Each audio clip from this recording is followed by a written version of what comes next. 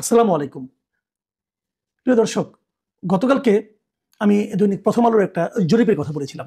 সেই জরিপে তারা অনেকগুলো প্রশ্ন করেছিল এবং তারা একটা করে প্রশ্ন নিয়ে আলাদা রিপোর্ট করছে।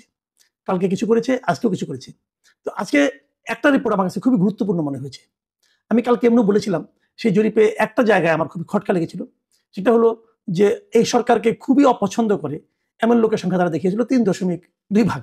আমি বলেছিলাম এটা হতে পারে না। কারণ আওয়ামী লীগের যত লোক ছিল, আওয়ামী লীগের যারা সমর্থক, কর্মী যারা আছেন, নেতা যারা আছেন, তারা আমি যদি ধরেও নেই আপনাদের কথার কথা, যে তারা সবাই খুব দুষ্ট লোক ছিল, খারাপ লোক ছিল, চাঁদাবাজ ছিল, মানে সন্ত্রাসী ছিল, সব ধরে নিলাম।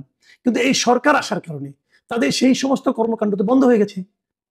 বন্ধ হয়ে গেলে তারা কি এই সরকারকে পছন্দ করবে? করবে না। যারা ভালো লোক ছিল, যারা আওয়ামী লীগের উপর মাধ্যমে কিছু একটা ভালো কিছুর প্রত্যাশা করতো, তারাও নিশ্চয়ই সরকারকে পছন্দ করবে না এবং তারা খুবই অপছন্দ করবে। সেই সংখ্যাটা মাত্র ৩% হতে পারে না, এটা আমার কাছে মনে হয়েছিল। এটা নিয়ে আমি কালকে আলোচনা করেছিলাম, এ নিয়ে অনেক মন্তব্য পেয়েছি। যে সময় পাই কাল পরশু এই মন্তব্যগুলো নিয়ে একটা আলোচনা আমরা করবো।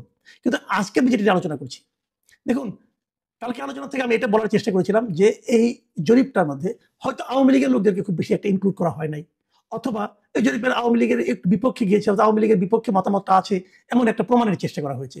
কিন্তু আমার ওই কথা যদি আমি সত্য ধরে নেই, তাহলে পরে আজকে যেটা নিয়ে আলোচনা করবো সেটা আরো ভয়ঙ্কর মনে হচ্ছে আমার কাছে। সেটা কি?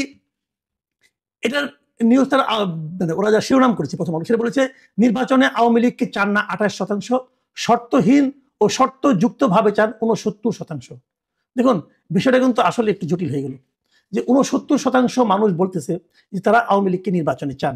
এদের মধ্যে কেউ বলেছেন যে না, এই শর্তে চাই। শর্তগুলি কেমন?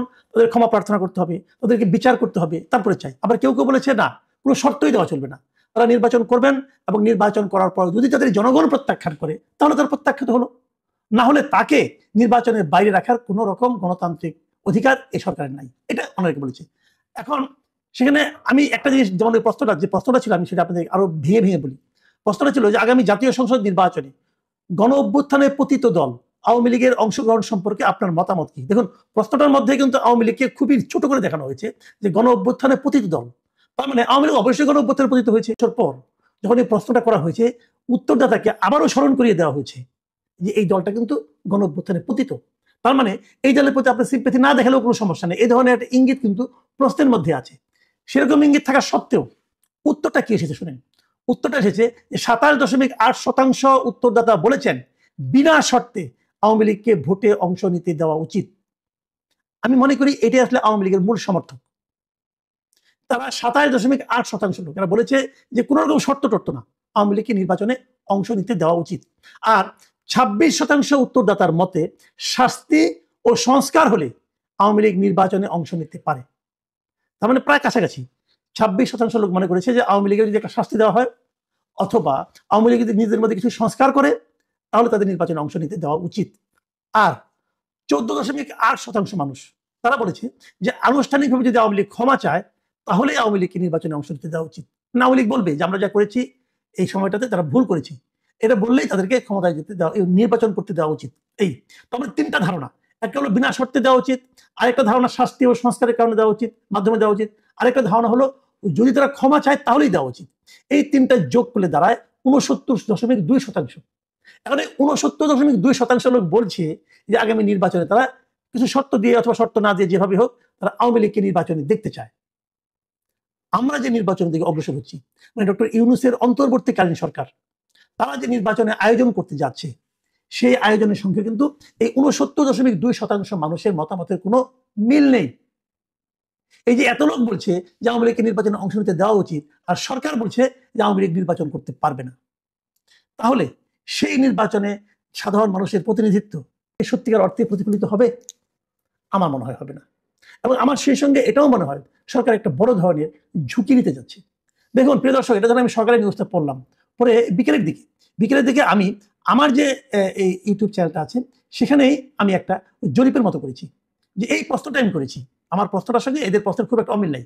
আমার প্রশ্নটা ছিল যে আপনি কি মনে করেন আগামী নির্বাচনে আওয়ামী লীগকে অংশগ্রহণ করতে দেওয়া উচিত?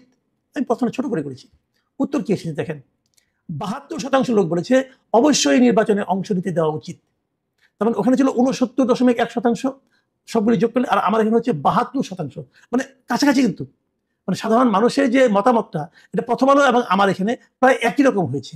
আর নির্বাচনে অংশ নিতে দেওয়া উচিত নয় বলেছে 21% লোক, অপরাধের জন্য ক্ষমা চাইলে নির্বাচন করতে দেওয়া উচিত বলছে 5% লোক, আর 2% লোক কোনো মন্তব্য করতে চায় নাই। আমার এখানে গত 5 ঘন্টায় আমি দেখেছি সেখানে 11,000 লোক ভোট দিয়েছে।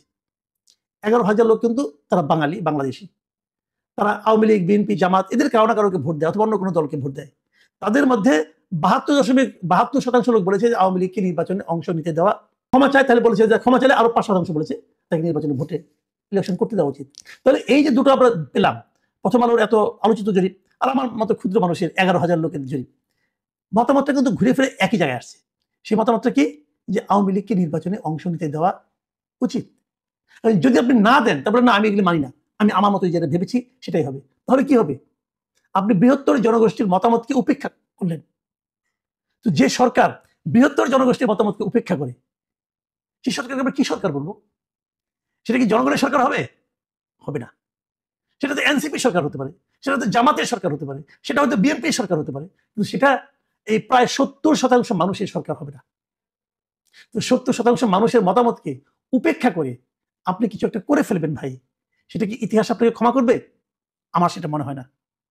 আমি মনে করি, দেখুন আমি এখানে একটা কথা বলে নিই আপনাদেরকে, সেটা হলো এই প্রথম আলো যে রিপোর্টটা আমি পড়েছি, সেই রিপোর্টের নিচের দিকে আপনারা তো জানেন প্রথম আলোতে প্রচুর মন্তব্য থাকে, কিন্তু আমি আপনাদের যদি একটা দুটো মন্তব্য করে পড়ে শোনাই তাহলে আপনি বুঝতে পারবেন। একজন মন্তব্য করেছেন, আননেমড ইউজার লিখেছেন যে 69% মানুষের রায়কে উপেক্ষা করে নির্বাচন করলে সেই নির্বাচন অবশ্যই প্রশ্নবিদ্ধ হবে। সরকারের উচিত জনগণ যে আওয়ামী লীগকে আর ক্ষমতায় দেখতে চায় না সেটা ভোটের মাধ্যমে প্রমাণ করে দিতে। এটা কিন্তু একজন ইউজারের বক্তব্য। এখন যদি আপনি ভোটের মাধ্যমে প্রমাণ না করতে পারেন তাহলে আপনি নিজে নিজে সিদ্ধান্ত নিলেন না তাদের দেওয়া উচিত না, সেটা কি আপনি পারেন? আপনি তো বিচারক নন। যদি বিচার বিভাগের মাধ্যমে একটা সিদ্ধান্ত হতো তাও আমরা মানতে পারতাম। আপনি কে সিদ্ধান্ত নেওয়ার? আপনি কেউ না। আপনি যে আসলেই কেউ না এটা আপনারা কদিন পরেই বুঝতে পারবেন। আপনারা কেউ না। আপনারা মনে করছেন আপনাদের সবকিছু করার ম্যান্ডেট আছে, এই মনে করা আপনার মধ্যে সীমাবদ্ধ। এদেশের মানুষ সেটা মনে করে কিনা সেটা আপনি জানেন না এবং জানার চেষ্টাও করেন নাই। এই জায়গাটাতে আপনারা পিছিয়ে আছেন এবং প্রত্যেকটা শাসক, আমি তাদের স্বৈরাচারী শাসকই বলবো, তারা জনগণের পালসটাকে এভাবেই উপেক্ষা করে এবং উপেক্ষা করার ফল কিন্তু তাদের জন্য কোনোভাবেই সুখকর হয় না, অতীতেও হয় নাই, আগামীতেও হবে না। প্রিয় দর্শক, এখন এই পর্যন্তই। আল্লাহ হাফেজ।